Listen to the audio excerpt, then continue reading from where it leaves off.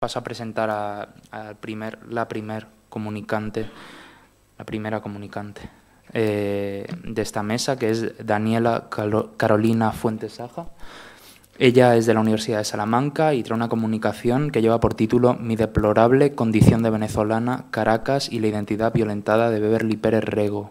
Ella, Daniela, nació en Caracas, Venezuela, el 24 de febrero del 97, es licenciada en Letras por la Universidad Central de Venezuela, estudió 2 másters en la Universidad de Salamanca, el de Literatura Española e Hispanoamericana, Teoría Literaria y Literatura Comparada y el de la Escritura Creativa.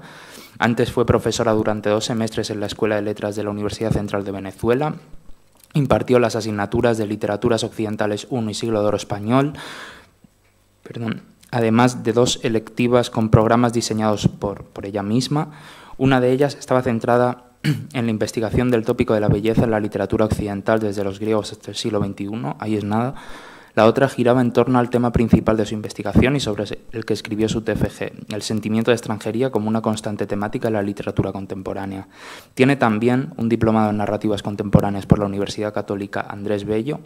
Hizo un ciclo de 4 cursos en literatura autobiográfica, diversos cursos y talleres de actuación, dirección y dramaturgia para el texto y el cine.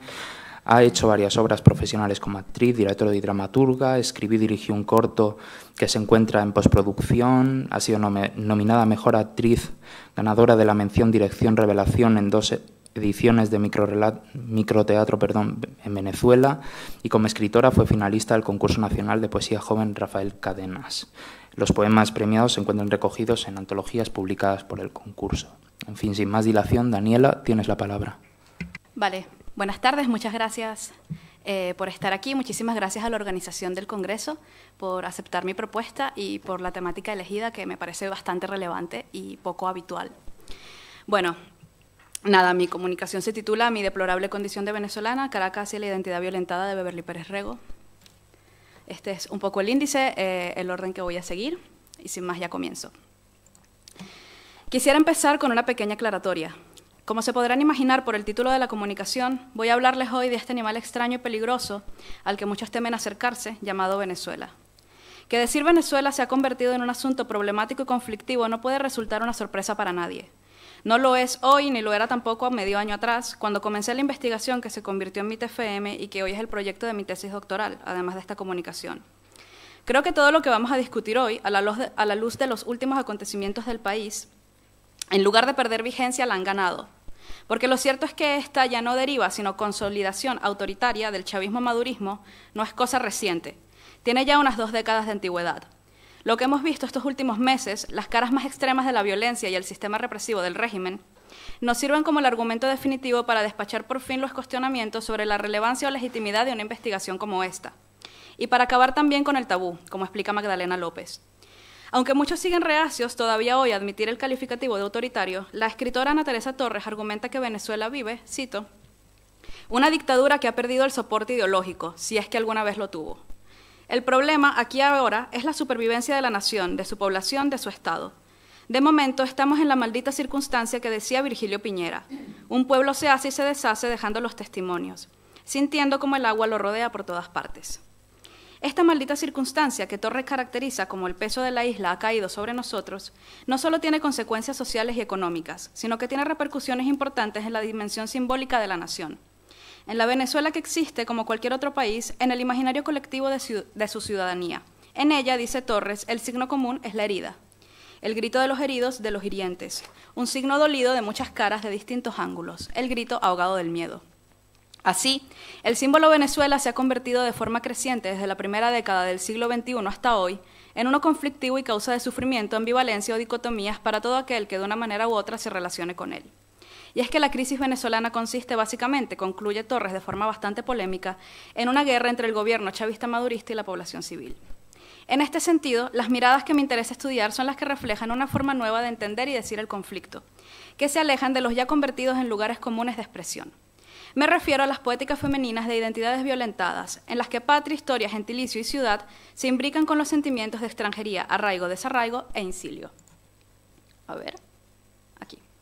Así, Pongo hoy en el centro de la cuestión la deplorable condición de venezolana, como dice ella misma en uno de sus versos, de la poeta Beverly Pérez Rego, nacida en 1957 en Canadá, pero de padre venezolano, que tiene agravante doble o triple. Es venezolana, es mujer y nació siendo extranjera, como ella misma explica en el texto Words and Surrender. A través del Hilo Atroz, su poemario más reciente, publicado de manera digital con ediciones poesía de la revista de la Universidad de Carabobo, rinde cuenta de aquella dolorosa y casi incomunicable imagen a la que hacía referencia el psiquiatra e investigador valenciano radicado en Venezuela, Josep Solans, El nido en llamas. La imagen aparece en el I Ching, el libro de las mutaciones, en la figura 56. El exilio es, dice, un pájaro al que se le incendia el nido.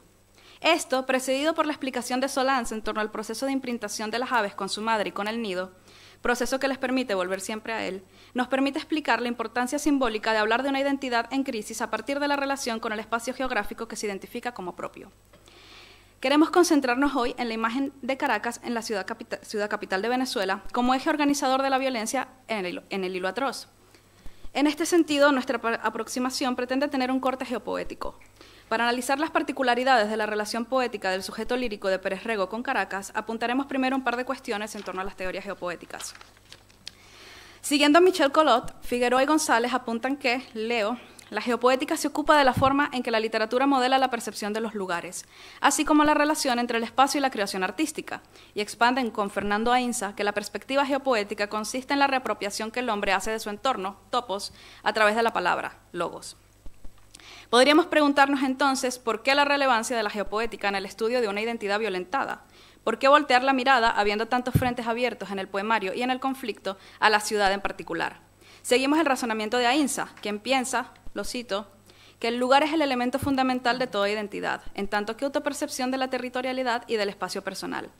El espacio urbano no es nunca neutro. Inscripciones sociales asignan, identifican y clasifican todo asentamiento. Relaciones de poder y presiones sociales se ejercen sobre todo espacio configurado. En este sentido, queda justificado que el foco de nuestros intereses sea observar la forma en la que la violencia que ejerce una ciudad y la violencia que es ejercida hacia una ciudad, en simultáneo, aunque suene contradictorio, puede modificar la percepción y expresión de la identidad, en este caso la venezolanidad, del sujeto lírico de nuestra poeta, al convertirse en la imagen simbólica y literal, también en simultáneo, del poder represivo del régimen. Sin embargo, es conveniente recordar, junto a Arturo Gutiérrez Plaza, que una lectura desde la ciudad y lo urbano desde la poesía ofrece no poca complejidad, dado el múltiple juego de tensiones que caracteriza el tejido de estos vínculos. Veamos entonces de manera brevísima la relevancia que ha tenido Caracas y el espacio de la ciudad en la historia de la literatura venezolana.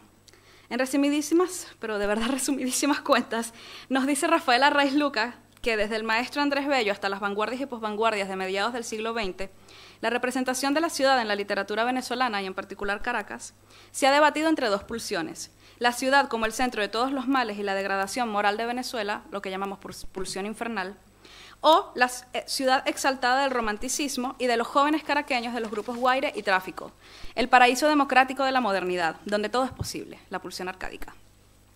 Gutiérrez Plaza, por su parte, piensa que el binomio ciudad-poesía no adquiere suficiente especificidad para merecer la atención de la crítica hasta los años 60. Este fenómeno viene dado por la transformación de la economía venezolana a partir del boom petrolero y por la enorme oleada migratoria del campo hacia la ciudad, particularmente hacia Caracas. Junto con la modernización de Caracas, que han estudiado muchos críticos relevantes como Ángel Rama, vino también un proceso de renovación literaria. La dualidad inferno-arcádica de Caracas, desde Bello hasta nuestros días, dice Gutiérrez Plaza, se trata de, lo cito, una oposición entre la Caracas bucólica, dominada por la presencia del Ávila y de los ríos que bajan de la montaña hasta el valle, y la ciudad donde impera el infecto caos. Esto sigue absolutamente vigente. No hace falta ni siquiera leer material especializado para darse cuenta. Solo basta atender a la manera en la que Caracas es representada en la cultura pop, por ejemplo, en canciones como las que están ahora en diapositiva, Caracas en el 2000, o las de Augusto Bracho, Yo te recuerdo Caracas y Cruz del Ávila, que atienden a la línea arcádica, en contraposición con canciones como Rotten Town, por ejemplo, de la línea infernal. Las contradicciones comienzan a parecer más notorias aún hoy en día, en tanto se ven afectadas por la nostalgia del exiliado, siguiendo las consideraciones sobre extranjería y exilio de Solans y Julia Kristeva, y por la violencia que se vive a causa de la crisis política, como refleja Héctor Torres en su trilogía de crónicas sobre Caracas, encabezada por Caracas Muerde, en donde cifra la ciudad de esta manera. Los modos preferidos de Caracas son infernal y pesadillesco. De día atormenta y de noche aterra. El que esté harto del infierno, que mejor no conozca la pesadilla. Presta atención, aguza el oído, afina la vista, olfatéala en el aire. ¿La sientes? Siempre está ahí. La muerte es de los pocos servicios a tiempo completo que tiene este valle, que visto con la suficiente distancia, engaña cruelmente con su belleza. De lejos, generalmente fresco y cubierto de verdes y azules que conmueven. De cerca, desde adentro, desde la pegajosa mancha de la cera y la oscuridad del poste apagado, es el decorado de historias que tatuarán en el alma del no iniciado una indeleble certeza. Mejor es no asomarse. Infernal o arcádica, lo cierto es que Caracas hoy en día es sin duda alguna la ciudad de las despedidas. Caracas, ciudad de despedidas, se trata de un documental amateur realizado por un grupo de 10 estudiantes universitarios en el año 2012. Aunque en el momento fue muy criticado y controvertido, en especial por la jerga de los estudiantes que popularizaron frases como "me iría demasiado", y por las burlas en cadena nacional de parte de Chávez, lo cierto es que más allá del tono o de la calidad estética del cortometraje, estos jóvenes tuvieron la lucidez suficiente para hacerse eco de un fenómeno que en aquel momento no estaba tan masificado como hoy, la diáspora venezolana. Es en este cruce de vectores, de la dualidad inferno-arcádica con la diáspora, que nos interesa la aproximación de Pérez Rego a Caracas. Concluye en MIT FM que Pérez Rego, junto a Crespo Madrid, son interesantes en tanto buscan desenmarcarse conscientemente de la dialéctica utopía-nostalgia que propone Ana Teresa Torres como rasgo de la venezolanidad, desde la independencia hasta hoy, al margen de que sus proyectos poéticos se inscriben en la búsqueda de una solución para la memoria perforada de la que también habla Torres. Este proyecto del intersticio, del fundar una nueva memoria, pasa también por relacionarse con Caracas y a partir de ella con la venezolanidad de una manera diferente, no desde alguna de las dos pulsiones, sino aceptándose en el abrazo de las contradicciones inferno-arcádicas. Su venezolanidad, en este sentido, es una sumamente conflictiva que el sujeto lírico aprehende desde otra contradicción, la de víctimas y victimarios a la vez, que asomábamos al principio. Así lo reconoce la voz lírica cuando se lamenta en un texto como Isla, de que, leo la cita, tocamos la puerta celeste pero nadie abre, ya que en 12 naves de proas rojas arribamos juntos a nuestro propio infierno. La sensación generalizada pareciera ser que hemos ascendido a nuestro propio infierno por cuenta propia, un infierno arriba, en el cielo, o un infierno arcádico, para empezar a atar cabos. Es ambiguo, caótico y confuso, no solo porque al igual que Caracas se trata de uno o del otro dependiendo de a quién le preguntes, sino por la cualidad de caos perceptivo de la que nos habla Miguel Gómez. Los efectos de las violencias de la experiencia vital venezolana en las últimas 2 décadas, tanto en el imaginario venezolano, cultural y popular, como en la percepción inmediata de la realidad de los ciudadanos, son evidentemente catastróficos. Nos encontramos así, en palabras de Gómez, con una sensación de desintegración. La sensación del siniestro venezolano se completa de esta forma con la percepción interna de la identidad. Lo caótico y lo confuso no está solo en la lucha por la supervivencia en los pueblos y ciudades hostiles, sino en la pérdida de seguridad y confianza sobre lo que representa ser venezolano. Un estado anímico de confusión que pareciera haberse trasladado también a la capital. Caracas carece de una disposición que la haga comprensible, dice Héctor Torres. La única lógica a la que atiende es la de las leyendas urbanas, intuiciones y prejuicios de sus habitantes. Ocupando un mismo valle, viven en ciudades superpuestas que no se comunican entre sí. Fragmentario, desgarrado y escindido, el venezolano es un ser en pedazos que habita simbólica y materialmente una tierra tan despedazada como él por la violencia social, policial, estatal y económica. La vida, entonces, es sueño o pesadilla, pero realidad. Se pregunta Pérez Rego qué confuso laberinto es este donde no puede hallar la razón el hilo, en el texto Monólogo 10. La conversación con Segismundo de la vida es sueño es el único artilugio posible para expresar las fronteras de espejismos opacos, ante las que la razón ya no alcanza para entender. No en vano elige de epígrafe 2 versos de Rosaura en la jornada 3. Quedó toda la confusión del infierno cifrada en mi Babilonia. Caracas, la Babilonia de América, se estremece en la encrucijada de su desbordamiento. El texto Kuwait 43 hace referencia al hexagrama 43 del libro de las mutaciones. Aquí, como en el texto anterior, la noche también está tachada y en rojo. El regente del sur es la ira, el regente del norte es la fe, el regente del centro es el caos. El caos visitaba ambas regencias y volvía de noche a su casa solitaria. Ni lo suficientemente al norte para ser América del Norte, ni lo suficientemente al sur para que muchos la consideren de verdad América del Sur, pero tampoco en Centroamérica. Rozando el Ecuador, en el trópico ardiente, aunque muchos niegan también la identidad caribeña y muchos otros la usan como si fuera un insulto, Venezuela es una grieta incómoda geográfica e ideológicamente en América. Ya nos lo descubrió Héctor Torres, ser caraqueño es ser caribeño, y ser caribeño es de alguna remota manera ser africano. Caracas y el retorno a ella aparecen múltiples textos de Pérez Rego como centro. En Llegar, y no se nos escapa la ironía de llegar a la ciudad de la que todos se van, le reza desgarradoramente, mirándola en toda su dolorosa y sangrante complejidad. Bendícenos Caracas porque eres un sueño, comienza el primer verso, para admitir de inmediato, bendícenos Caracas porque te hemos inventado.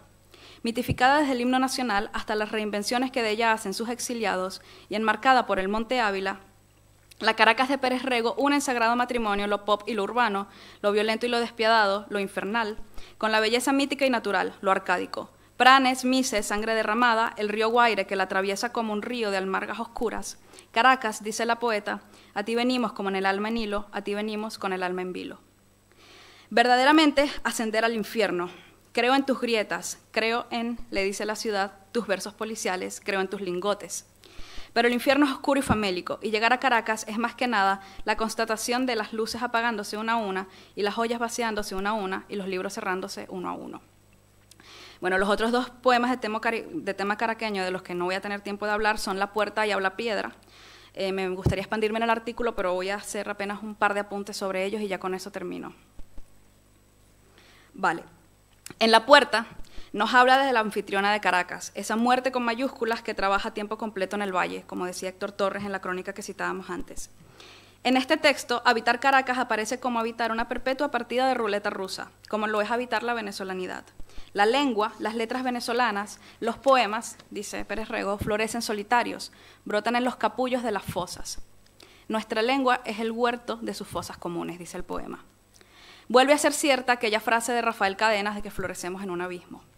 Aquí resaltan las dolorosas contradicciones de Caracas, que con su propia voz lírica enfrenta al sujeto poético del texto. Ella es refugio, guarida, a la vez que el peor peligro inimaginable. Un par de versos dicen, ella dijo entra, afuera es peligroso afuera. Ella dijo, tengo tanto que contarte, dijo. Ella puso su pistola en la mesa su pistola. Ella rogó que nos quedáramos por siempre. Ella preguntó, ¿a dónde irías ahora? En Habla Piedra, en cambio, las aves caraqueñas, que tienen un valor simbólico considerable en la imagen de la ciudad, son las famosas guacamayas caraqueñas, aparecen transmutadas en las moiras. De nuevo la muerte aparece como regente. En Caracas, donde las aves nocturnas vuelan ciegas, mis tres pequeñas urracas. En Caracas, donde las ciegas tejen canastos para portar el caos. En Caracas, todas arriesgamos y medimos piedras intragables. Así, ya para cerrar, queda claro que al sujeto lírico de Pérez Rego también aplican las palabras que le dedica Héctor Torres al personaje principal de una de sus crónicas. Y por esos tercos hilos del miedo y la violencia, Eduardo, que es de esa Caracas de una apacible urbanización al sur del río, también es hijo de esa ciudad de 50 cadáveres apilados en la morgue de Bellomonte cada fin de semana, y medio hermano de asesinos como los Capri, que filmaban con los celulares sus ejecuciones para subirlas a la red, y heredero de este fratricidio cotidiano en el que unas veces hace de Caín y otras de Abel, bajo un semáforo dentro del banco en la cola del estacionamiento. Testigo, ejecutor y cómplice, aunque sea por omisión, de toda esa violencia, hasta de la pequeña fechoría de comerse una luz. Un ADN salvaje que quiere civilizarse. Y bueno, aquí está la bibliografía. Muchas gracias por la atención.